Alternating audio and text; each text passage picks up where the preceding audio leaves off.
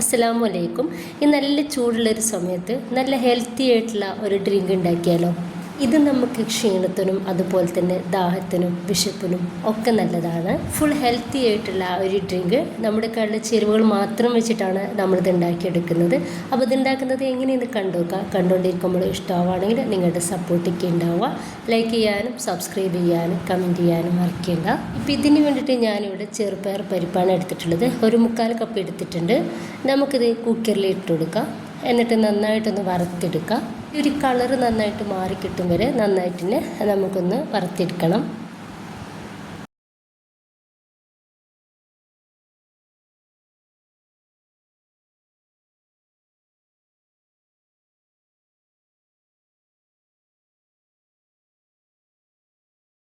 ഇപ്പം നമ്മുടെ ഈ പരിപ്പൊക്കെ തന്നെ നന്നായിട്ടൊന്ന് റോസ്റ്റായിട്ട് കിട്ടിയിട്ടുണ്ട്. ഇനി നമുക്കിതൊന്ന് കഴുകിയിട്ടെടുക്കാം. ഇത് നന്നായിട്ട് ഒന്ന് കഴുകിയെടുത്തിട്ടുണ്ട്. ഇനിയിപ്പോൾ ഇതിലേക്ക് ഞാൻ എടുക്കുന്നത് ഒരു 1/4 കപ്പ് ചോര എടുക്കുന്നുണ്ട്. അത് ഇതിലേക്ക് ഇട്ട് കൊടുക്കുകയാണ്. നമ്മൾ ചെറുപയർ പരിപ്പെടുത്ത അതേ കപ്പിൽ 3 കപ്പ് വെള്ളം ഇതിലേക്ക് ഒഴിച്ചു കൊടുക്കുന്നുണ്ട്. നമ്മൾ കുക്കറിൻ്റെ മൂടിന്ന് അടച്ച് വെച്ചിട്ട് ഒരു 2-3 വിസിൽ ഇതൊന്ന് അടുപ്പിച്ചെടുക്കുക. ഇനിയിപ്പോൾ ഞാനിതാ ഒരു പാനിലേക്ക് ഒരു 4 ക്യൂബ് ശർക്കര ഒന്ന് പൊടിച്ചെടുത്തിട്ടുണ്ട്.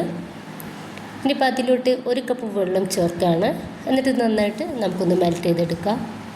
അതിൻ്റെ ഇടയ്ക്ക് നമ്മുടെ ഒരു പരിപ്പും ഈ ഒരു ചവ്വരിയും നന്നായിട്ട് വേവായിട്ട് റെഡിയായിട്ട് കിട്ടിയിട്ടുണ്ട്. ഇനിയിപ്പോൾ ഞാനിത് ഒരു സോസ് പാനിലോട്ട് മാറ്റി കൊടുക്കുകയാണ്. ഞാൻ ഒരു 4 ഏലക്കായ ഒന്ന് ചതച്ചെടുത്തിട്ടുണ്ട്. അതൊന്ന് ഈ ഒരു സമയത്തിലേക്ക് ചേർക്കുന്നുണ്ട്. നന്നായിട്ടൊന്ന് മിക്സ് ആക്കി എടുക്കുക. നമ്മൾ റെഡിയാക്കി വെച്ചിട്ടുള്ള ആ ഒരു ശർക്കര ഒന്ന് അരിച്ചിട്ട് നമുക്ക് എടുക്കണം. എന്നിട്ട് അത് ചൂടോടെ തന്നെ ഇതിലേക്ക് ഒഴിച്ചു കൊടുക്കുക.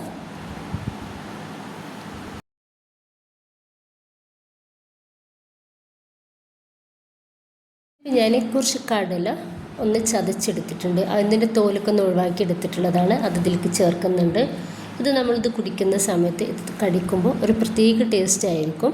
അപ്പോൾ കൂടുതലായിട്ട് ചേർക്കേണ്ട, വളരെ കുറച്ച് മാത്രം ചേർത്ത് കൊടുത്താൽ മതി. ഒരു സമയത്ത് നല്ല കട്ടിയുള്ള ചെറിയ ചൂടുള്ള 1 കപ്പ് പാല് ഞാനിതിലേക്ക് ചേർക്കുന്നുണ്ട്. നിങ്ങൾക്ക് ഈ പാലിന് പകരം തേങ്ങാപ്പാലും ചേർത്ത് കൊടുക്കാം. തേങ്ങാപ്പാൽ ചേർത്ത് കൊടുത്തതിന് ശേഷം നമ്മൾ ഒരിക്കലും തീ ഹൈ ഫ്ലെയിമിലിട്ടിട്ട് തിളപ്പിക്കരുത്. ചെറിയൊരു ചൂടായി തന്നെ നമുക്ക് ഗ്യാസ് ഓഫ് ചെയ്ത് വെക്കണം. അതല്ലെങ്കിൽ ആ ഒരു തേങ്ങാപ്പാൽ പിരിഞ്ഞു പോകാനൊക്കെ സാധ്യതയുണ്ട് കേട്ടോ. ഇനിയിപ്പോൾ ഇത് നന്നായിട്ട് മിക്സാക്കി എടുക്കുക. ഞാൻ ചൂടുള്ള പാലാണ് ഒഴിച്ച് കൊടുത്തിട്ടുള്ളത്. നമ്മുടെ പായസവും നല്ല ചൂടുണ്ട്.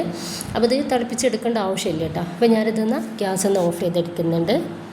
ഇതുപോലെ ചെറിയൊരു പാത്രം വെച്ചിട്ട് അതിലേക്ക് നെയ്യ് ചേർക്കുന്നുണ്ട്. ഞാനിത് 1.5 ടേബിൾ സ്പൂൺ നെയ്യാണ് ചേർക്കുന്നത്. ഇനിയിപ്പോൾ ഇതിലോട്ട് കുറച്ച് അണ്ടിപ്പരിപ്പും മുന്തിരിയും ഇട്ടെടുക്കുന്നുണ്ട്.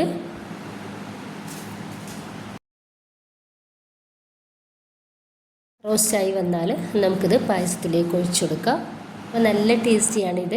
ഈ ഒരു ചൂടുള്ള സമയത്ത് നമുക്ക് നല്ല ഹെൽത്തി ആയിട്ട് ഉണ്ടാക്കി കുടിക്കാൻ വേണ്ടിയിട്ട് പറ്റിയ അടിപൊളി ഡ്രിങ്കാണ്. അപ്പോൾ ഇതാ ഈ ഒരു ശർക്കര നമുക്ക് അത്യാവശ്യം ഒരു മധുരമുള്ളൂ കേട്ടോ.